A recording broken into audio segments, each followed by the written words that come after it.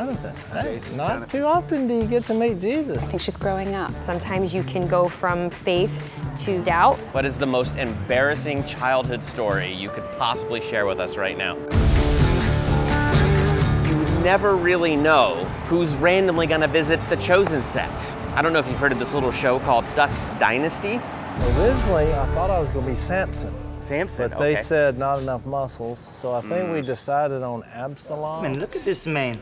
Like Absalom, no? Getting away from low-hanging branches, my boy. That's the wrong testament. Flashback, make it work. It's an act of faith, not reason. For both of you, what's your reaction being here on set for season 3? We walked in, we put some headsets on, we watched the first scene, and she just started crying. Ooh, I mean, we can't talk about the scene today because it's spoilers, but what really got to you today, just being on set? Like, what is it that got to you? Oh, goodness. I mean, I can't talk about the scene, but I think it's just the one-on-one interaction that Jesus has with his followers and ones that are about to be his followers. And those convincing moments, they're amazing.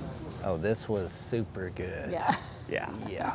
So what excites you the most about returning for season 3? Honestly, the storyline that they've got set up with what Zebedee's going to be engaged in, the journey that he goes through is kind of like this sub-journey that's happening while the disciples are kind of doing their own thing with Jesus. It's like Zebedee kind of weaves in and out of their journey while he's on his own kind of journey. I can't say much without giving it. There's too many spoilers. But that answers the question. We have more Zeb and Salome this season. It's really cool because they've taken what Zebedee kind of was in season 1 and a little bit of season 2, and everything is heightened now. So he gets to be this comedic comic relief character, but that's serious and grounded at the same time. That's what I love about playing it. We've just been called by the man we prayed for our entire lives. And you ask me, what will I say when you miss supper? There's a certain level of pride that comes in and hope for Zebedee to go from where he was, which is toughing it out in the fishing business, being, dominated and ruled by Rome, where now this Son of God comes in, selects his sons out of millions to follow him. So I almost see that as like a blessing on your family. To have that blessing on you makes you view life in a different way. That's where I approach Zebedee now from. In high school, I devoured the Left Behind book series written by Dallas's dad, Jerry Jenkins. But it's amazing how things come full circle. A certain someone is visiting set, and I'm kind of excited to talk to them and maybe find out an embarrassing Dallas story. I'm not sure it would be that embarrassing to Dallas, but his mother and I should have known he was going to be a filmmaker. He was about 6 years old. He was playing under the kitchen table with a Star Wars action figure, and he was lecturing the Star Wars action figure. He said, "You may die in this mission. You can't go to hell because Satan's mean and he won't give you anything. But if you go to heaven, you can ask Jesus for anything you want. And if it's all right with your mom, he'll give it to you." I actually appreciated the theology of that little sermonette. If not now, when? So you write all the cool novelizations of the seasons. Does that mean you're in the middle of writing season 3 right now? Yeah, I'm at the very start. I helped Dallas get started in his career years ago, but this is his own. So I feel like I'm sort of pressing my nose up against the glass and saying, "Can I play too?" So it's been a thrill. So what do you do on a production when the assistant director of the series goes on a family vacation? Well, there's protocols in place. Mitch got to step up and be the assistant director for the week. And action. Before I was a first AD, I was a second AD, assistant director.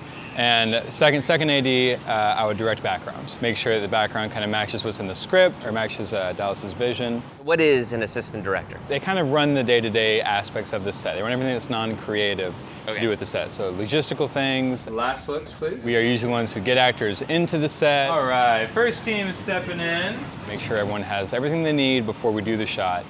So when the time comes, we're all set up for it. How's it going so far? You getting the scene done on time? Yeah, it's good. We've done great. We've actually made a really good time with the scene so far. So we just have a little bit left, and then we'll move on to a scene that was originally on for tomorrow, but we're going to see how much we can knock out of it today. So. Wow. So you just got it that far ahead of the curve. That's right. That tomorrow's I'm scene. doing tomorrow's work. Looking forward to it, Mitch. That's right.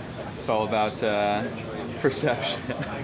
Hire somebody right away. I think that might be the best way to establish dominance. Not me, but somebody else. Well, a war cry might be good. Lowering his voices seem to be good too, because Adam has a much lower voice. Maybe a war cry with a low voice. I was a little bit like, hey, Hey guys, listen up. What does he need to do to demonstrate his authority? That's not possible. And after talking to the guys about the disciples going out 2 by 2 and how season 3 impacts them, it was very cool to get the chance to talk to Eden and Mary Magdalene and about the impact of season 3 on them. What excites you most about returning for season 3? Well, the fact that you're gonna get to see more of Eden. Yeah.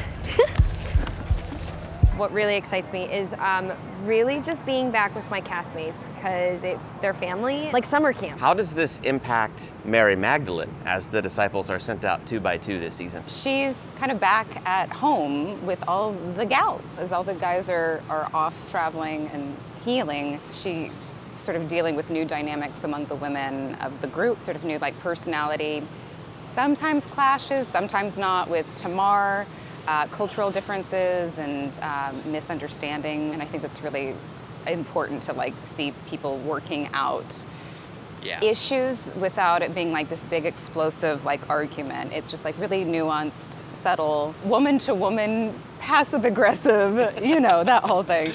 But I think it's really true to life, and I think a lot of viewers are going to relate to that sort of thing. And then she's also trying to figure out what to do while Jesus is busy, and they come up with some really fun plans to keep the ministry alive. Because Simon just gets back from a mission, and then Jesus wants to send them out again 2 by 2. I feel like there wasn't enough time, and so with that, you know, comes some feelings that might come up for Eden. The fans might not have seen yet, for sure. Now we've seen Mary go through quite a bit. How is season 3 going to stretch you as an actor, like kind of the way some of the other seasons have? Well, I feel like this is a season where I can take a little break. Just a little emotional break. I feel like a lot of my scenes are more interpersonal, more about relationships and finding her new place in the world, sort of newfound confidence, an attitude that's making her realize that she can use the pain of her past to help people in the present, and she can recognize pain in other people because she's gone through it. I think she's growing up a little bit, you know? I'm having to